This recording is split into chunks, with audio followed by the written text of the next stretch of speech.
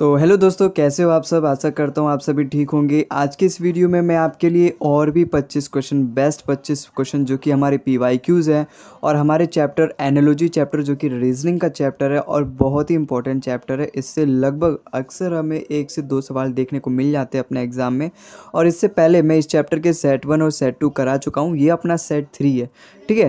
तो और अगर आगे बढ़ने से पहले मैं आपको बताऊं, इस क्लास की अगर आपको PDF चाहिए तो वो भी आपको मिल सकती है, लेकिन उसके लिए आपको हमारी टेलीग्राम चैनल भोलू मैथ्स को ज्वाइन करना पड़ेगा, या फिर मैंने डिस्क्रिप्शन में लिंक दे रखा है इस पूरे PDF का।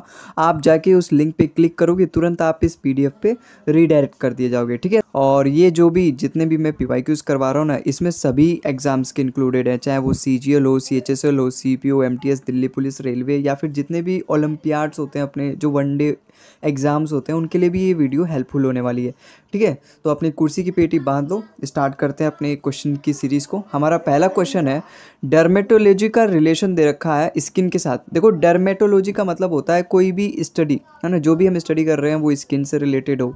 तो हमें बताना है कि यहाँ पे जो भी ऑप्शन में जो रिलेशन दे रखा है, जैसे कार्डियो। कार्डियो मतलब देखो कार्डियो इतना वर्ड फेमस हो चुका है ना, इसका मतलब हर बच्चा जानता है। कार्डियो मतलब होता है हार्ट से रिलेटेड स्टडी। यहाँ पे एंजियोग्राफी दे रखा है। देखो, एंजियोग्राफी आपको नहीं पता होगा तो आप ये जान लो कि एंजियोग्राफी जो होता है ना, वो ब्लड वेसल से रिलेटेड होता है। जो भी आपकी जो वेन्स हो गई, आर्टरीज हो गई, उनसे रिलेटेड स्टडी को हम बोलते हैं एंजियोग्राफी। तो ये तो यहाँ पे तो हार्ट आना चाहिए, ये ब्लड वेसल्स का दे रखा है, ठीक है। तो एंजियोग्राफी तो यहाँ पे नहीं होगा, यहाँ पे हार्ट देना चाहिए, क्योंकि कार्डियोलॉजी का मतलब हार्ट रिलेटेड स्टडी। तो ऑप्शन ए तो हमारा गलत हो गया। देखो, पेडिएट्रिक्स देखा।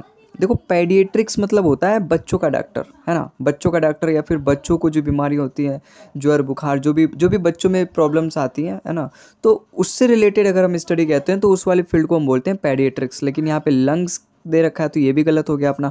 ऑर्थोपेडिक्स, देखो ऑर्थोपेडिक्स सही दे रखा है, ये बोन से रिलेटेड, यहाँ पे जो भी हम पढ़ाई करते हैं, जो भी मेडिसिन लेके जाते हैं, जो भी मतलब फील्ड है, ये बोन्स और जॉइंट से रिलेटेड है। तो अपना ऑप्शन नंबर C हमारे यहाँ पे बिल्कुल करेक्ट हो गया, ठीक है। इसी तरीके से मैं आगे आने वाले सभी क्वेश्चन में ऑप्शंस एक्सप्लेन करूँगा, ताकि अगर आपको एकदम अच्छे से समझ में आ जाए, ठीक है।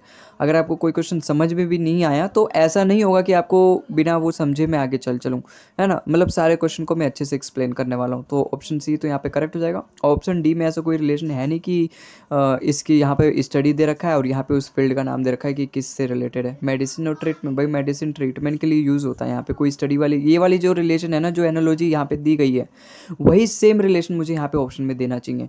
तो यहाँ पे ऑप्शन D तो है ही नहीं, तो ऑप्शन नंबर A, B और D गलत। ऑप्शन नंबर C हमारे यहाँ पे बिल्कुल करेक्ट हो गया। अब इस क्वेश्चन में देखो, चाइना का रिलेशन दे रखा है बीजिंग। चाइना का बीजिंग से क्या रिलेशन है भाई, चाइना की कैपिटल है, तो यहाँ पर भी जो भी कंट्री होनी चाहिए लेफ्ट साइड में, राइट साइड में उसकी कैपिटल होनी चाहिए। देखो, क्या जापान की कैपिटल येन है? नहीं। आपने सुनी होगी कि जापान रिलेटेड होता है येन से, लेकिन ये जो येन है ना, उसकी कैपिटल नहीं, ये करेंसी है, ठीक है। तो ये जापान येन जो है, जापान की करेंसी है, ना कि कैपिटल है। जापान की कैपिटल टोक्यो होती है, याद रखना। डॉलर करेंसी है USA की, तो ये भी गलत हो गया, ये भी गलत हो गया। कैपिटल दे रहे हैं, देखो इराक, है ना। जब आप CGL में सेलेक्ट हो जाओगे, आपकी अच्छी रैंक आ जाएगी, जब आप ASO इन MEL लोगे ना, तो वहाँ पे आपकी पोस्टिंग इराक में भी हो सकती है, जिसकी कैपिटल बगदाद है, ठीक है, याद रखना। ये एनालॉजी कई बार पूछी जा चुकी है, इस तरीके से पूछी जाती भी है। तो इराक की कैपिटल क्या अपनी बगदाद है, ठीक है। स्वीडन की कैपिटल मैड्रिड नहीं है। ऑप्शन नंबर C हमें यहाँ पे बिल्कुल सही दिख गया, तो इराक की कैपिटल बगदाद। तो ऑप्शन नंबर C हमारे यहाँ पे बिल्कुल करेक्ट हो जाएगा। अगला सवाल है अपना, फ्लाई का रिलेशन दे रखा है बर्ड के साथ। मतलब जो भी फ्लाई करता है, भाई बर्ड हमारी फ्लाई करती है, उड़ती है, तो बर्ड दे रखा है। अब गैलोप का मतलब क्या होता है? गैलोप मतलब होता है जो बहुत तेज दौड़ सकता है। कुछ लोग यहाँ बोलेंगे टाइगर, लेकिन टाइगर से भी ज़्यादा जो जाना माना जाता है दौड़ने के लिए वो होता है हॉर्स। हमें अपना बेस्ट आंसर ढूंढना होता है। ये मैथ्स नहीं है कि एक्यूरेट आंसर आएगा, यहाँ पे रीजनिंग है, ठीक है। रीजनिंग में हमें बेस्ट आंसर ढूंढना पड़ता है कि कौन सा वहाँ पे सबसे ज़्यादा सूट कर रहा है। तो ऑप्शन नंबर C हमारे यहाँ पे बिल्कुल ज़्यादा सूट कर रहा है, क्योंकि गैलोप मतलब होता है कौन सबसे तेज़ दौड़ सकता है, कौन सबसे तेज़ दौड़े जाने के लिए जाना जाता है, तो हॉर्स ही है ना। हॉर्स के अलावा कौन ही जाना जाता है बहुत तेज़ दौड़ने के लिए या फिर रनिंग के लिए। तो अपना हॉर्स नंबर यहाँ पे बिल्कुल ऑप्शन नंबर C करेक्ट हो जाएगा। अगला सवाल है, यहाँ पे स्कूल का रिलेशन दे रखा है स्टूडेंट के साथ। देखो यहाँ पे क्या रिलेशन में अपने दिमाग में तुरंत हिट कर सकता है मेरे, कि स्टूडेंट जाते हैं स्कूल में पढ़ने, है ना। तो ऑप्शन में अगर मैं देखूँ, क्या पेशेंट जाते हैं हॉस्पिटल में अपना इलाज कराने? भाई जो स्कूल से रिलेटेड रिलेशन स्टूडेंट का, वही हॉस्पिटल का रिलेशन दे रखा है पेशेंट का, वही तो दे रखा है। अब देखो, शेफ़ जाते हैं होटल में काम करने, होटल में तो काम ही करने जाते हैं, तो ये तो गलत हो गया। जज जाते हैं, ये भी काम करने जाते हैं। प्रोफेशनल टीचर जाते हैं, वो भी काम करने जाते हैं। लेकिन स्टूडेंट स्कूल में काम करने नहीं जाते, वो पढ़ाई करने जाते हैं, अपने काम के लिए जाते हैं। यहाँ पे पेशेंट भी अपना इलाज कराने जाते हैं। तो ऑप्शन नंबर ए हमारे यहाँ पे बिल्कुल करेक्ट हो गया। बहुत ही आसान एनालॉजी है, इस पर मुझे ज़्यादा एक्सप्लेनेशन देने की जरूरत है नहीं, तब भी मैंने पूरा सारे ऑप्शन को कवर किया है। ठीक है, तो अपना ऑप्शन नंबर ए यहाँ पे बिल्कुल करेक्ट हो जाएगा। अगला सवाल है हमारा, सूटकेस का रिलेशन दे रखा है क्लोक रूम के साथ। देखो सूटकेस से हम क्या समझ सकते हैं भाई, हमारा जो लगेज है। क्लोक रूम आपने देखा होगा बस स्टेशन पे, रेलवे स्टेशन पे एक रूम अलग ही सेपरेट बना होता है जहाँ पे लिखा रहता है क्लोक रूम। क्लोक रूम का मतलब जहाँ पर हम अपना लगेज वगैरह रख सकते हैं, एक तरीके से स्टोर रूम स्टेशन पे, रेलवे स्टेशन पे, है ना। चार्जेस भी होते हैं उसके, होते होंगे। ठीक है, तो सूटकेस का रिलेशन दे रखा है क्लोक रूम के साथ, मतलब हम अपने सूट को उसको क्लोक रूम में सेफली रख सकते हैं। तो क्या सैलरी को क्रेडिट यहाँ पे कोई एसोलेशन नहीं है? नहीं, मनी को हम बैंक में सेफली रख सकते हैं, तो ऑप्शन नंबर बी सही है। लेकिन आगे भी मैं देख लेता हूँ, चेयर का रिलेशन देगा फर्नीचर, ऐसा कोई रिलेशन नहीं है कि हम चेयर को फर्नीचर। बैग और लगेज में भी ऐसा कोई रिलेशन नहीं है भैया, तो दोनों तो एक दूसरे के सिनोनियम्स हो गए ना, बैग लगेज एक ही मतलब। लेकिन मनी को हम बैंक में सेफली रख सकते हैं, जिस तरीके से सूटकेस को हम क्लोक रूम में रख सकते हैं। तो जो रिलेशन हमारे क्वेश्चन में होना चाहिए वही रिलेशन हमारे ऑप्शन में भी होना चाहिए, तभी वो वाला ऑप्शन हमारा करेक्ट होगा। ठीक है, तो आई होप आपको समझ में आएगा ऑप्शन नंबर बी हमारा क्यों करेक्ट है, ऑप्शन ए तो गलत है। अगला सवाल है हमारा, चिकन पॉक्स का रिलेशन दे रखा है वायरस के साथ। तो मैं यहाँ पे क्या समझ सकता हूँ कि जो चिकन पॉक्स है वो वायरस से होता है ना, जो भी उसका कारण है। तो रिंगवॉर्म किससे होता है? देखो रिंगवॉर्म एक डिजीज़ होती है जो कि हमारे स्किन्स वगैरह पे जो इन्फेक्शंस होती है ना, उससे होती है, मतलब वो होती है इन्फेक्शन वगैरह जो हमारी। लेकिन ये होती किससे, ये हमें बताना है ना भाई। चिकन पॉक्स थोड़ा ना बताया कि चिकन पॉक्स क्या होता है, चिकन पॉक्स होता किससे ये बताया, वायरस से होता है। तो रिंगवॉर्म किससे होता है? रिंगवॉर्म याद रखना फंगस से होता है। ठीक है, प्रोटाजोआ नहीं है, बैक्टीरियम नहीं है, नेमाटोड्स भी नहीं है। ऑप्शन नंबर डी हमारे यहाँ पे बिल्कुल करेक्ट हो गया। कुछ बातें जो होती हैं वो लॉजिक से नहीं होती हैं, कुछ बातें आपको याद रखनी पड़ती है, कुछ बातें आपको पता होनी चाहिए। ठीक है, तभी आप उन सवालों को कर पाओगे, सारी सवालों को लॉजिकल तरीके से नहीं कर पाओगे। देखो पटेटो स्टार्च, यहाँ पे हम बचपन से पढ़ते हैं पटेटो में स्टार्च पाया जाता है। तो स्टीविया मतलब क्या होता है? देखो स्टीविया एक प्लांट आता है ना, जिससे हम जैसे कई सारे डायबिटिक पेशेंट होते हैं ना, लेकिन उन्हें तब भी मन करता है शुगर खाने का। तो ये जो स्टीविया एक ऐसा चीज़ है ना जो कि हमें प्लांट से एक्सट्रैक्ट करते हैं, और वो होता मीठा मीठा है ना, बहुत ही मीठा होता है, शुगर से भी ज़्यादा मीठा होता है, लेकिन वो होता शुगर फ्री है ना। वो डायबिटिक पेशेंट का जो होता है डायबिटीज़, शुगर लेवल उसको बढ़ाता नहीं है। तो स्टीविया जो डायबिटिक पेशेंट है वो स्टीविया यूज़ करते हैं अपना, अगर उन्हें मीठा खाने का मन करे।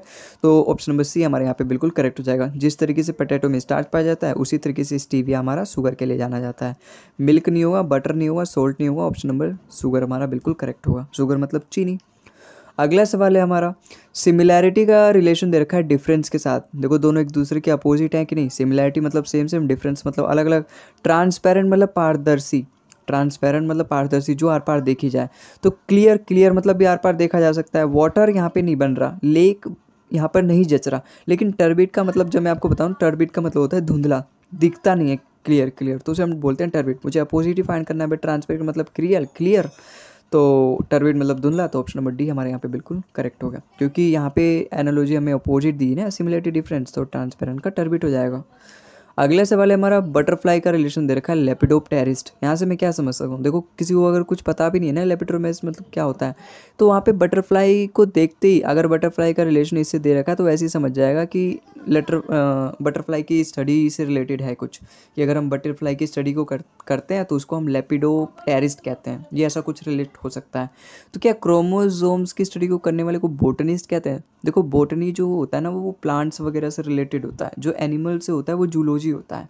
ठीक है, क्रोमोसोम्स तो एनिमल की फील्ड में आता है, प्लांट्स में तो आता नहीं है, तो ये तो गलत हो गया ऐसे ही। ऑर्नामेंट्स, ज्वेलर, ज्वेलर तो ऑर्नामेंट्स को बेचता है ना, जो ज्वेलर होता है वो तो ऑर्नामेंट्स को बेचते हैं भाई, उनकी स्टडी करने वाले को ज्वेलर तो ना बोलते हैं। कैटोग्राफर जो मैप बनाता है, ठीक है, ना कि मैप के बारे में स्टडी करता है, या फिर मैप जो रिलेशन यहाँ पे दे रखा है, जैसे यहाँ पे देखो बटरफ्लाई दे रखा है, तो उसकी स्टडी करने वाले को हम बोलते हैं लेपिडोप्टेरिस्ट, या फिर उसकी स्टडी को हम बोलते हैं लेपिडोप्टेरिस्ट। लेकिन यहाँ मैप की स्टडी को हम कुछ और कहते हैं, कैटोग्राफर नहीं कहते। कैटोग्राफर वो होता है कि एक तरीके से मैप बनाने वाला। ठीक है, तो ये तो गलत हो गया। पोस्ट कार्ड, देखो पोस्ट कार्ड मतलब डेल्टियोलॉजिस्ट। देखो यहाँ पे आप एक बात और समझ सकते हो, लेपिडोप्टेरिस्ट बोल रखा है। लेपिडोप्टेरिस्ट मतलब पर्सन की बात की गई है, कि जो पर्सन उसके बारे में स्टडी करता है, यहाँ पे कैटोग्राफर मतलब जो मैप बनाता है, ना कि मैप के बारे में स्टडी करता है। डेल्टियोलॉजिस्ट मुझे लग रहा है, तो पोस्ट कार्ड के बारे में जो स्टडी करता है वो डेल्टियोलॉजिस्ट होता है। तो ऑप्शन नंबर बी हमारे यहाँ पे करेक्ट हो गया। जिसको ये सवाल नहीं आता वो भी अगर थोड़ा सा दिमाग लगाए, थोड़ा सा अगर मैं कह सकता हूँ कठिन हो सकता है उसके लिए, वो मैप ऑफ कैटोग्राफर और पोस्ट कार्ड में कन्फ्यूज़ हो सकता है, ज्वेलर में कन्फ्यूज़ हो सकता है। लेकिन थोड़ा सा अगर थोड़ा सा एडवांस, थोड़ा सा एक्स्ट्रा दिमाग लगाए, जो कि आएगी उसे प्रैक्टिस से। जब हम प्रैक्टिस करते हैं हमारा दिमाग का लेवल विस्तार हो जाता है, तो हम ऐसे क्वेश्चन को एलिमिनेशन मेथड से भी कर लेते हैं। ठीक है, तो वो इस सवाल को भी कर ले जाएगा। अगला सवाल है हमारा, इंसुलिन का रिलेशन देखो हार्मोन से दे रखा है, तो पेप्सिन का रिलेशन क्या हुआ। देखो पेप्सिन नाम से ही पता चल रहा है ये डाइजेशन से तो रिलेटेड होगा नहीं भाई। डाइजेशन मतलब क्या होता है, पचाना। ये एंजाइम्स हो सकता है, ठीक है, या फिर हार्मोन्स हो सकता है। अगर हार्मोन्स भी आपस में दिया रहता, यहाँ नहीं दिया रहता, तो मैं एक बार सोचता कि हार्मोन्स हो सकता है। अगर ये मुझे नहीं पता होता तो ठीक है, लेकिन मुझे तो पता है। लेकिन आपको अगर नहीं पता होता तो आप हार्मोन से एक बार सोचते भी, लेकिन डाइजेशन तो नहीं होगा। ठीक है, डाइजेशन नहीं होगा। स्टमच, पेट से भी रिलेटेड नहीं हुआ। पेप्सिन नाम से ही पता चल रहा है कुछ एंजाइम्स है, कुछ केमिकल है, ये तो डाइजेशन और स्टमच तो नहीं। अब वाइटामिन्स देखो, बचपन से आप पढ़ते आ रहे हो, विटामिन ए, बी, के, सी, डी। क्या आपने कभी पेप्सिन विटामिन सुना है? नहीं सुना होगा ना, तो आप इसको देखो भी मत, लगाओ भी मत। कई बार वो चीज़ें सच होती हैं जो हमने कभी सुना भी नहीं होता है। ठीक है, तो विटामिन आपने सुना नहीं होगा, पेप्सिन होता है, तो पेप्सिन नहीं होता है, ये एंजाइम्स होता है। एक ही ऑप्शन बच गया, तो अपना ऑप्शन नंबर ये यहाँ पे हमारा बिल्कुल करेक्ट हो गया। अगला सवाल है हमारा, रेजिस्टेंस का रिलेशन दे रखा है ओम के साथ। क्या समझ सकते हैं इसमें? समझना क्या, ये तो पता होना चाहिए, और इवन 9th क्लास से स्टार्ट कर दी जाती है कि जो ओम है वो रेजिस्टेंस की यूनिट है। ठीक है, तो हमें इधर फाइंड करना है क्या क्लॉक टाइम की यूनिट है? नहीं। थर्मामीटर टेम्परेचर की यूनिट है? नहीं। थर्मामीटर तो डिवाइस है ना जिससे हम टेम्परेचर नापते हैं। क्या बैरोमीटर प्रेशर की यूनिट है? नहीं, वो डिवाइस है जिससे हम प्रेशर नापते हैं। क्या मीटर लेंथ की यूनिट है? बिल्कुल है, लेंथ को हम मीटर में नापते हैं। तो अपना ऑप्शन नंबर डी हमारे यहाँ पे बिल्कुल करेक्ट हो जाएगा। बहुत ही इजी क्वेश्चन था ये तो। अगला सवाल है हमारा, फीट का रिलेशन दे रखा है सॉक्स के साथ। देखो फीट मतलब पैरों में हम सॉक्स पहनते हैं, तो अपने ऑप्शन में भी ऐसे रिलेशन देना चाहिए। क्या फिंगर में हम नेल पहनते हैं? नेल पहनते नहीं, नेल तो हमारे पास नेचुरली भगवान ने हमें दे रखे हैं, पहनते थोड़ा ना अलग से। हेड में हम टर्बन पहनते हैं। देखो टर्बन वही जैसे मतलब टोपी टाइप, ठीक है, तो हमें हेड में टर्बन पहनते हैं, मतलब बिल्कुल सही रिलेशन दे रखा है। सर में हम टोपी पहनते हैं, ठीक है, तो सर पे लाल टोपी, अपना ऑप्शन नंबर बी यहाँ पे बिल्कुल करेक्ट हो गया। लेग में वेस्ट थोड़ा ना पहनते हैं, वेस्ट तो लंग्स मतलब जो अपना छाती होता है वहाँ पहनते हैं। अगर आपने फ्री फायर खेला होगा तो वहाँ पर भी वेस्ट नाम होता है, waste level 1, waste level 2, waste level 3, है ना, तो वहाँ से भी आप जान सकते हो। भाई लेग्स में वेस्ट नहीं पहनते, लेग्स ऑप्शन सी गलत हो गया। एब्डोमेन में हम पैंट्स नहीं पहनते हैं, पैंट्स तो पैरों में पहनते हैं, है ना, तो ऑप्शन नंबर डी भी गलत। तो ऑप्शन नंबर बी हमारे यहाँ पे बिल्कुल सही है। हेड हमारा टर्बन से रिलेटेड होगा, जिस तरीके से फीट हमारा सॉक्स से रिलेटेड होगा। अगला सवाल है हमारा, स्पोक का रिलेशन दे रखा है व्हील। देखो ये हमारा क्या है, व्हील है सपोज, है ना, और ये जो इस तरीके से है ना, इसे ही हम बोलते हैं स्पोक। ठीक है, मतलब ये जैसे आपने साइकिल में अगर देखी होगी तो उसको हम क्या बोलते हैं, तिल्ली, जो उसकी रिंग में लगी रहती है लकड़ी इस तरीके से, तो उसे हम तिल्ली बोलते हैं। उसे हम अगर इंग्लिश में बोलें तो स्पोक बोलते हैं उस व्हील का, उस पहिए का। ठीक है, तो स्पोक एक तरीके से व्हील का पार्ट है ना, पार्ट है ना। तो क्या वर्ड सेंटेंस का पार्ट है? भाई यही तो समझ सकता हूँ, और क्या समझ सकता हूँ इससे कि स्पोक व्हील का पार्ट है, तो क्या वर्ड सेंटेंस का पार्ट होता है? यस, वर्ड्स ही तो आपस में मिलकर सेंटेंस बनाते हैं। क्या प्रिंटर एक कंप्यूटर का पार्ट है? देखो पार्ट है, बट बिना प्रिंटर के हम कंप्यूटर यूज़ कर सकते हैं कि नहीं, तो ऑप्शन बी तो गलत हो गया। क्या स्पोक के बिना व्हील हो सकता है? नहीं, ऐसा तो कभी देखा ही नहीं है। क्या वर्ड के बिना सेंटेंस हो सकता है? बिल्कुल नहीं, कंपलसरी है। क्या स्क्वायर और साइड में ऐसा कोई रिलेशन है? नहीं है। क्या ट्री और ब्रांच में भी ऐसा कोई रिलेशन है? नहीं होगा, क्योंकि यहाँ पे मुझे ऐसा रिलेशन चाहिए कि जो पहला वाला है वो दूसरे का पार्ट होना चाहिए, है ना। जैसे स्पोक हमारा व्हील का पार्ट है, तो वहाँ वर्ड भी हमारा सेंटेंस का पार्ट है, तो ऑप्शन नंबर ए हमारे यहाँ पे बिल्कुल करेक्ट हो गया। अब इस सवाल में देखो मायोपिक का रिलेशन देखा है फार साइटेड से। मायोपिक मतलब जिसको पास की चीज़ें दिखती हैं उसे हम मायोपिक बोलते हैं, दूर की चीज़ें नहीं दिखती हैं। और फार साइटेड मतलब जिसको दूर की चीज़ें दिखती हैं और पास की चीज़ें नहीं दिखती हैं। ठीक है, तो एक दूसरे के दोनों अपोजिट है भाई। मायोपिक मतलब पास की चीज़ें दिखती हैं, फार साइटेड मतलब दूर की चीज़ें दिखती हैं। तो क्या फेमस और ऑब्सक्योर में क्या रिलेशन? देखो फेमस मतलब वेल नोन, जिसको मतलब सभी लोग लगभग जानते हैं। ऑब्सक्योर मतलब ऐसे लोग जिनको मतलब बहुत ही कम लोग जानते हैं, ज़्यादा लोग नहीं जानते। तो ये दोनों एक दूसरे के अपोजिट हैं कि नहीं है? ठीक है, कन्फ्यूज़न का रिलेशन देखा है क्योटिक के साथ। देखो क्योटिक मतलब होता है कन्फ्यूजन, ये इसी का एक तरीके से सिनोनियम्स है, तो ऑप्शन बी तो गलत हो गया। पोस्टपोन और सस्पेंड भी एक दूसरे के लगभग सिनोनियम है, तो ये भी गलत हो गया। ट्रबल और ग्रीफ, ग्रीफ मतलब भी सैडनेस होता है, तो ट्रबल मतलब भी परेशानी, तो ये दोनों भी एक दूसरे के सिनोनियम है। केवल ऑप्शन नंबर ए ही है जो आपस में एक दूसरे के अपोजिट है। फेमस मतलब जाना पहचाना, मतलब लगभग कई लोग जानते हैं उसे, बहुत मतलब फेमस है वो। ऑब्सक्योर मतलब उतना फेमस नहीं है। यहाँ पे माई पिक मतलब पास का दिखता है, फार साइड मतलब दूर का साफ दिखता है, दोनों एक दूसरे के अपोजिट है। उसी तरीके से ऑप्शन ए में भी जो मेरे वर्ड्स दे रखे हैं वो अपोजिट हैं एक दूसरे के, तो ऑप्शन नंबर ए हमारे यहाँ पे बिल्कुल करेक्ट हो जाएगा। अगला सवाल है हमारा, डर्टी का रिलेशन दे रखा है फिल्दी के साथ। देखो डर्टी मतलब गंदा और फिल्दी मतलब होता है और भी ज़्यादा गंदा, ठीक है, तो वैसा ही रिलेशन हमें चाहिए अपने ऑप्शन में। देखो परफेक्ट और यूनिक में ऐसा कोई रिलेशन नहीं है। यूनिक मतलब एक ही चीज़ है वो, है ना, वैसा कोई दूसरा नहीं है। और परफेक्ट मतलब वो परफेक्ट है, वैसा और भी कुछ हो सकता है ना। परफेक्ट भाई, परफेक्ट तो कई सारे लोग हो सकते हैं, लेकिन यूनिक तो एक ही चीज़ होती है, तो ये एक दूसरे का वैसा नहीं है, रिलेटेड नहीं है ये, ठीक है, तो ऑप्शन ए तो गलत हो गया। शाई मतलब होता है शर्माना, टाइमिड मतलब और भी ज़्यादा शर्माना, लेजी हो गया, ठीक है, तो ये सब टाइमिड का मतलब होता है, तो ऑप्शन नंबर बी यहाँ पे सही लग रहा है। क्यूट और चाइल्ड में ऐसा कोई रिलेशन नहीं है ना, चाइल्ड अलग हो गया, क्यूट अलग हो गया, है ना। हालांकि हम एक दूसरे के लिए यूज़ कर सकते हैं, लेकिन ये वो वाली रिलेशन नहीं है जो डर्टी और फिल्दी में, गंदा और भी ज़्यादा गंदा, तो क्यूट और भी ज़्यादा क्यूट होता, तो यहाँ पे ऑप्शन सी सही होता, लेकिन ऑप्शन सी गलत हो गया। ब्राइट और सनलाइट, ये भी गलत है। देखो ब्राइट मतलब चमकता हुआ, सनलाइट यहाँ पे दे रखा है, अगर यहाँ पे लिखा रहता मोर ब्राइट तो मैं सोचता भी एक बार, लेकिन सनलाइट दे रखा है, इसका एग्जाम्पल दे रखा है, तो ऑप्शन डी तो गलत हो गया यहाँ पे। तो परफेक्ट और यूनिक, यूनिक भी गलत है, यूनिक नहीं होगा। साई और टाइमिड अपना सही है, ऑप्शन नंबर बी इसका बिल्कुल करेक्ट आंसर है। आई होप आपको समझ में आया होगा। अगले सवाल पे चलते हैं। अगला सवाल है अपना वालनट और फिग। देखो फिग मतलब आजकल बहुत चल रहा है, फिग, फिग मतलब होता है अंजीर, ठीक है, आपने देखा भी होगा, पानी में भिगो के खाते हैं, इसके बहुत फ़ायदे हैं, ठीक है। तो वॉलनट मतलब क्या होता है, अखरोट, तो अखरोट और अंजीर दोनों से मैं क्या समझ सकता हूँ, देखो दोनों ड्राई फ्रूट हैं, दोनों हमारे क्या है, ड्राइड फ्रूट है, तो मैं ऑप्शन में भी देखूंगा कोई ऐसा रिलेशन है। रेजिन मतलब होता है अपना किशमिश, और एप्रिकोट भी अपना एक ड्राई फ्रूट होता है, ठीक है।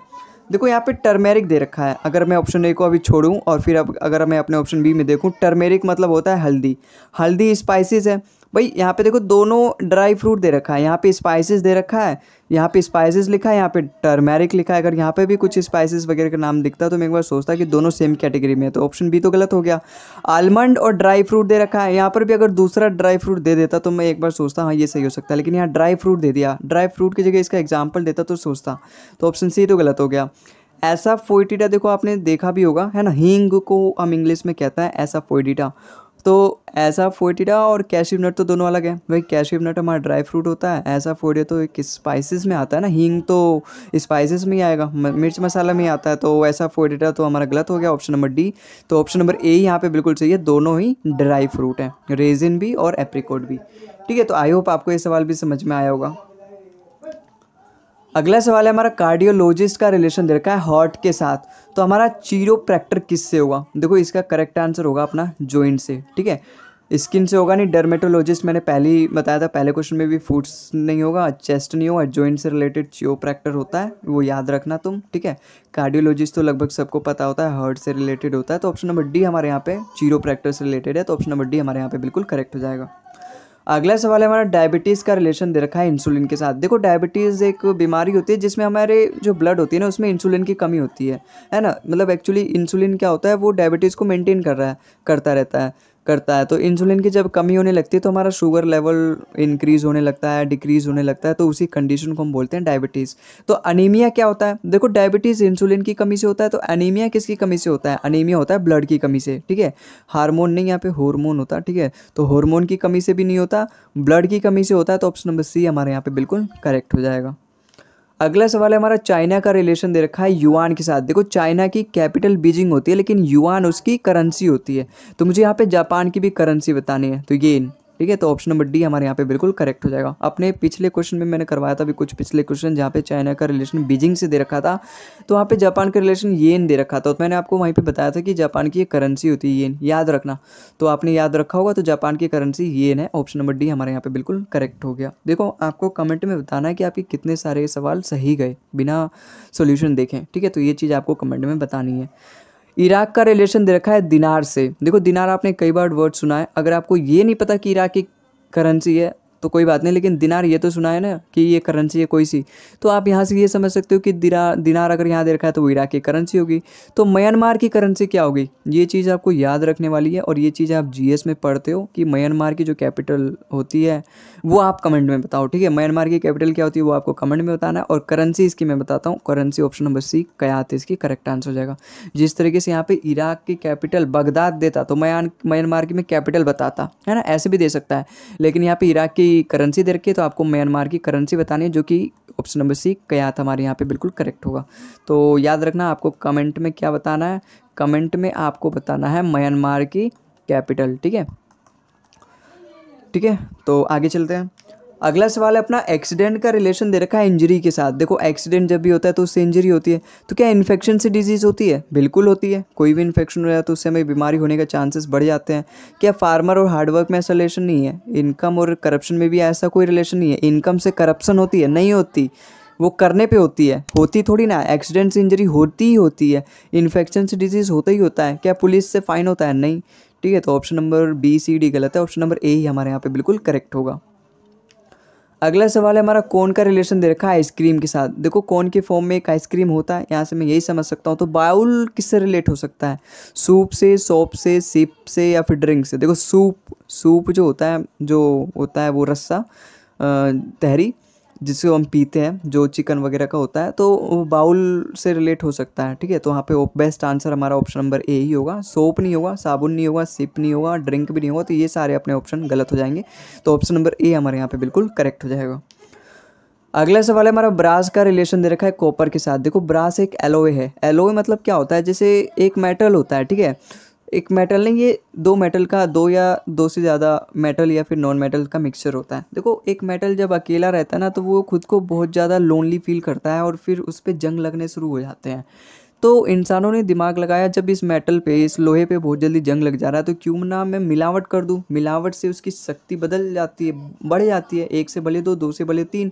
तो पहले वो मेटल अकेला था, लेकिन जब मैंने उसमें दूसरा कोई मेटल जोड़ दिया तो अब उसकी पावर डबल हो जाएगी, ठीक है। वो हमें पढ़ के करना पड़ता है, ऐसा नहीं कि अपोजिट मेटल्स को नहीं हम कर पाते, है ना। मतलब जो उसकी प्रॉपर्टी को बढ़ाए हम केवल उसी मेटल्स को आपस में जोड़ते हैं। जैसे आपने सुना होगा जो गोल्ड होता है वो प्योर फॉर्म में नहीं होता, जो ज्वेलरी की दुकान होता है।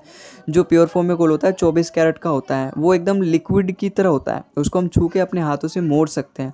लेकिन जो दुकानों पर मिलता है वो तो थोड़ा हार्ड होता है ना, तो उसमें कुछ मिक्स किया जाता है ताकि वो हार्ड रहे, और फिर वो 18 कैरेट 22 कैरेट इस तरीके के फॉर्म में मिलता है, ठीक है। तो गोल्ड भी अपना प्योर फॉर्म में नहीं मिलता। तो उसी तरीके से एलॉय होता है जो कि दो या दो से ज़्यादा मेटल्स का मिक्सचर होता है। तो ब्रास भी अपना क्या है, एलॉय है, जो कि कॉपर का मिक्स है और किसका मिक्स है, जिंक का मिक्स है, ठीक है। तो कॉपर और जिंक को मिला के जब हम जो भी मेटल तैयार होता है उसे हम ब्रास बोलते हैं।